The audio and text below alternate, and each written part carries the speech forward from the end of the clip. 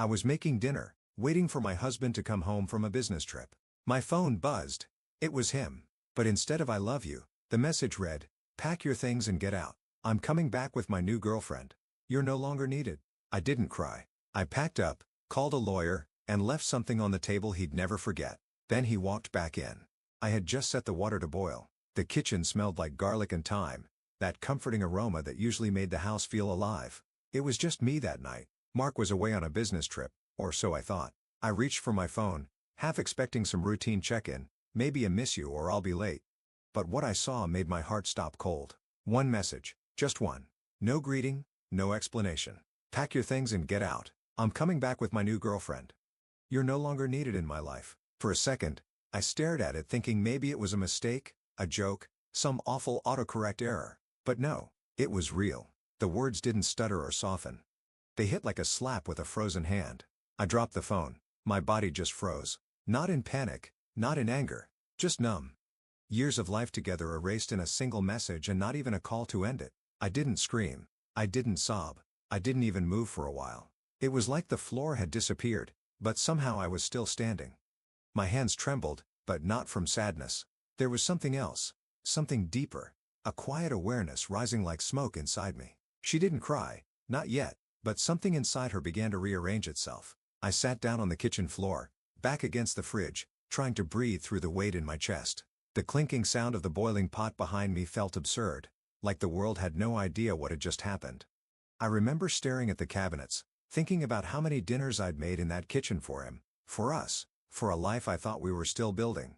It was surreal how quickly everything can turn to smoke. What stung wasn't just the betrayal, it was the ease of it. No phone call, no conversation, just a digital execution of our marriage, like I was an app he deleted without blinking. After everything I gave, after standing by him when we had nothing, after holding my tongue through every storm, this was how it ended? A message so cold it could have frozen fire. I kept rereading it as if more pain would bring clarity. It didn't. But even in that moment, that awful, disorienting moment, something inside me stayed eerily calm. I didn't call him. I didn't text back. I didn't scream or beg or ask why. There was a shift happening. Not the kind you see on the outside, but the kind that settles quietly inside your bones. Like the slow, deliberate tightening of a string. It wasn't just heartbreak. It was the beginning of something else entirely. I stood up slowly, my legs stiff like they didn't belong to me. The house was still. Too still. Like it was holding its breath along with me. I walked over to the window and pulled the curtain aside. Same street, same neighbors, same porch light flickering across the road. Nothing had changed out there, but everything had changed in here. In me. I wasn't just the woman left behind. I was the woman about to make choices I'd never imagined making. I thought about all the little things I used to forgive. The forgotten anniversaries, the missed calls, the growing distance I kept blaming on work stress. I had stitched excuses together like armor for him and blindfolds for myself. But now, the blindfold was off. And underneath the hurt, underneath the betrayal, there was clarity. A slow burning understanding that I was done being disposable. I didn't pack that night. I didn't make a plan. I just stood in my living room and let the silence stretch around me like a warning. Mark thought he had written the final line of our story. What he didn't know was I was just getting started. And the next chapter? Well, it wouldn't be the one he expected. I woke up the next morning with no tears on my pillow, just a sharp, focused quiet inside me. There was no dramatic breakdown, no shattered plates or screaming into the void. I made coffee, black, no sugar. I drank it standing up, staring at the framed photo of our wedding day on the counter. We looked so young, so stupidly hopeful. I didn't touch it. I just turned and walked away, not out of pain, but purpose. Instead of reacting, I began calculating. I pulled out my laptop, opened folders I hadn't touched in years, tax documents, joint accounts, investment portfolios, his insurance policies. Years of his carelessness had left breadcrumbs, and I knew exactly where to look. I wasn't leaving empty-handed. He wanted me gone? Fine, but not before I took everything that legally belonged to me. Maybe even a few things he forgot I knew about. Packing wasn't emotional, it was surgical. I took what mattered. Not clothes, not jewelry, information, evidence.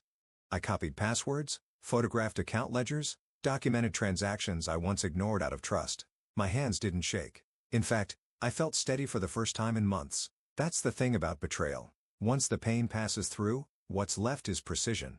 And I had just started sharpening the knife. Before I closed the front door behind me, I paused. Not to cry, Not to hesitate, but to remember. Every fight swept under the rug. Every silence that lasted too long. Every time I felt like a ghost in my own home. I let it all surface, not to hold on to it, but to burn it. Then I locked the door, not with fear, but with finality. I wasn't running. I was repositioning. My first stop wasn't a friend's house or a hotel. It was a lawyer's office. I walked in without an appointment, sat down with a calm face and a folder full of facts.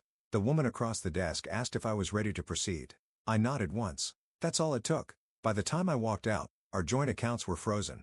My name was secure, and my options were no longer hypothetical.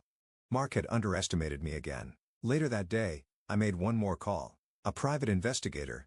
Friendly voice. Professional tone. I gave him Mark's full name, a recent photo, and asked for everything he could find about where my husband really was and who he was with. I wasn't interested in drama. I wanted the truth delivered quietly and thoroughly. If Mark had rewritten our story, I needed to know every last word he scribbled in the margins. That night, I checked into a quiet little inn just outside of town.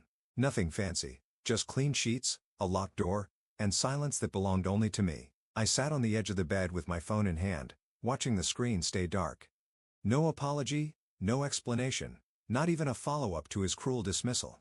That's when it hit me. He really thought I'd just disappear, like I was a face he could file away with a text and forget. But what Mark never understood was that silence doesn't mean surrender. Sometimes silence is strategy, and mine was starting to unfold. While he played house with someone new, I was laying foundations, legal ones, financial ones, even emotional ones. I wasn't plotting revenge. I was reclaiming ground he never should have stood on without me. He believed I'd walk away with nothing, but he forgot one simple truth. I was the one who paid the bills, filed the paperwork, managed the calendar, and kept the ship afloat while he played captain. He built nothing alone, and I knew where every door in that house led, including the ones he thought were locked to me. And that would be his first mistake. The private investigator didn't take long. A few days later, I had everything. Flight details, hotel receipts, even photos. Mark hadn't gone on a business trip. He'd flown to another city, checked into a boutique hotel with a woman named Tessa, and had the nerve to use our joint credit card to fund their little getaway. She looked young, polished, the kind of woman who thinks charm is currency and truth is optional. I wasn't jealous. I was calculating. While they played house in a hotel suite, I returned to the real one, my house. Still under my name, still filled with the echoes of my care. I didn't rage or rant. I cleaned methodically, room by room. Every surface wiped, every drawer emptied of my things. I left behind only the essentials, things he couldn't deny or destroy, documents, proof, and a little box that said more than any confrontation ever could. I canceled the utilities one by one.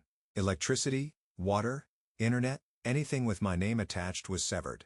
If he wanted a fresh start, I'd give him one. Stripped down to the bare walls of what used to be our life. The place looked immaculate when I finished. Spotless, as if no one had ever lived there, except for one thing, sitting right in the center of the dining table.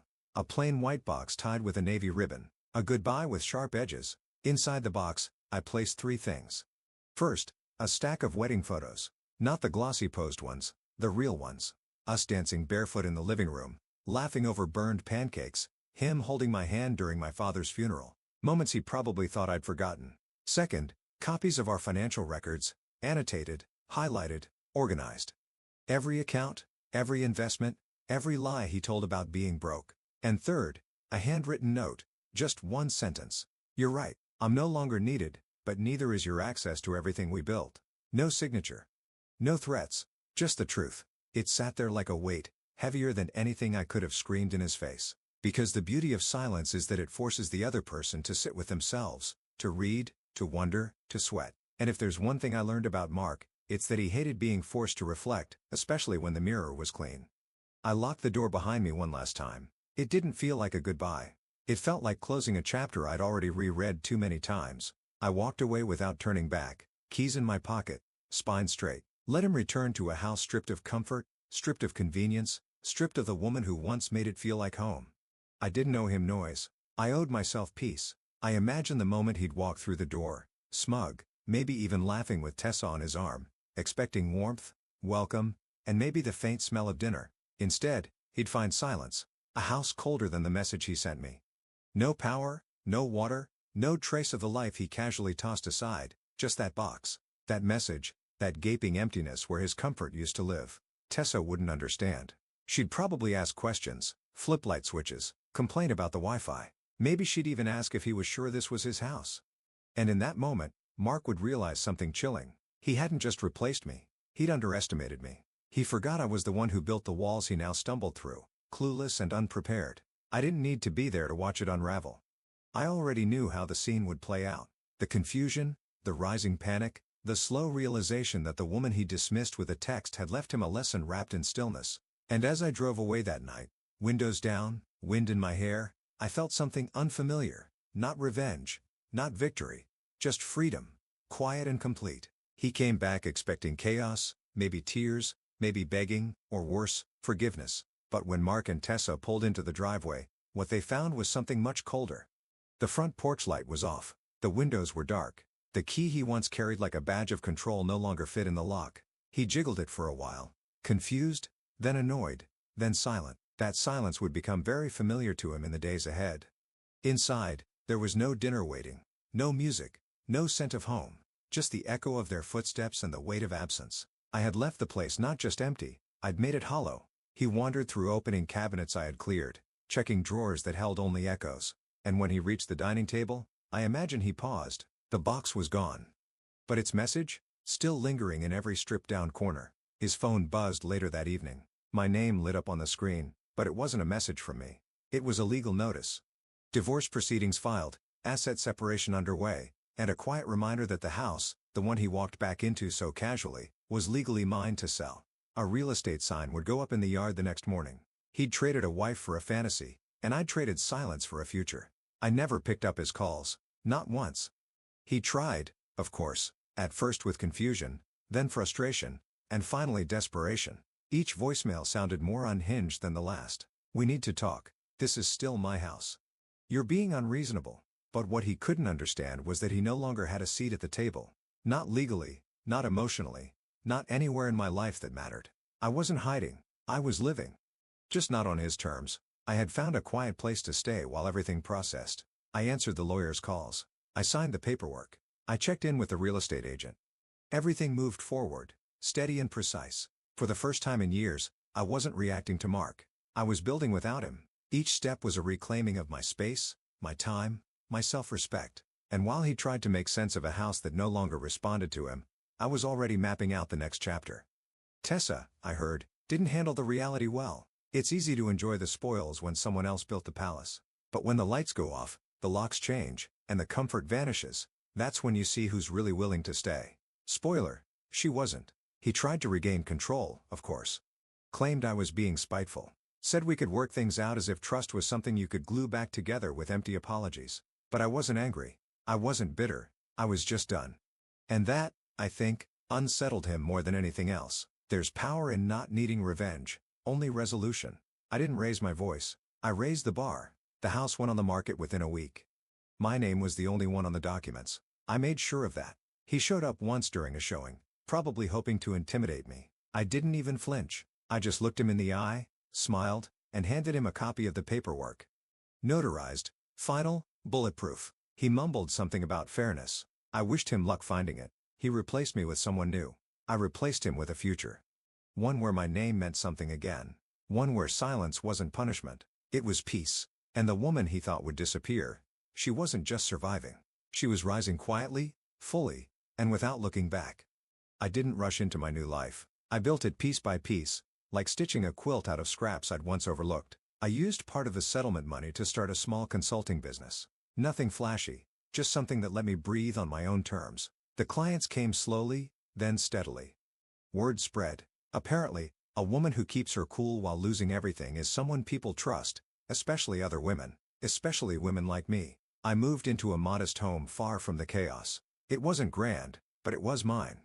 Every doorknob, every lamp, every carefully chosen color on the walls. There were no ghosts here, just possibility. I started going to local events again, joined a book club, planted herbs by the window. Little things, healing things. My world didn't explode after Mark left. It expanded quietly, beautifully without him in it. Then one day, months later, I got a message. Not a cruel one this time, just pitiful. It was Mark. Said Tessa was gone, that money was tight, that he missed what we had. I stared at it, that blinking gray bubble, and smiled without warmth. I wasn't angry. I wasn't even surprised. I was just amused that after everything, he still believed I might be waiting.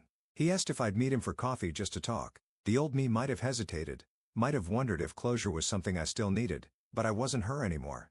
Still, I agreed.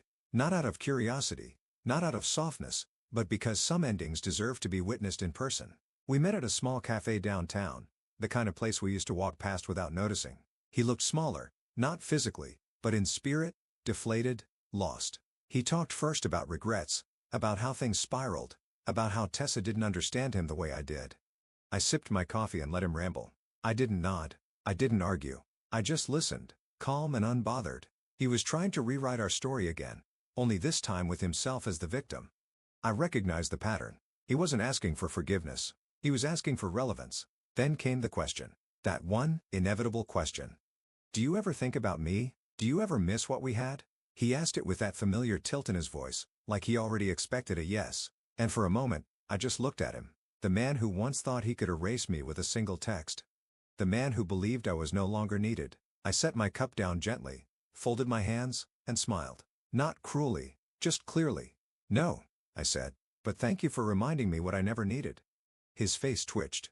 A flicker of disbelief, like someone who's just realized the door they slammed shut now only opens from the other side. There was no drama in my voice, no satisfaction either. Just truth. Simple, finished, and final.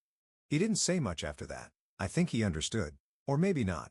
Maybe he never would. That was no longer my concern. I stood, wished him well, and meant it strangely, then walked out into the early evening air. The world felt lighter than it had in years. The past no longer clung to my shoulders. It just drifted. He tried to discard me like a chapter he didn't want to read anymore, but I didn't need to rewrite him. I simply closed the book and started a new one. One where I was no longer the wife, no longer the background, no longer needed because I was never meant to be someone's necessity. I was meant to be my own beginning.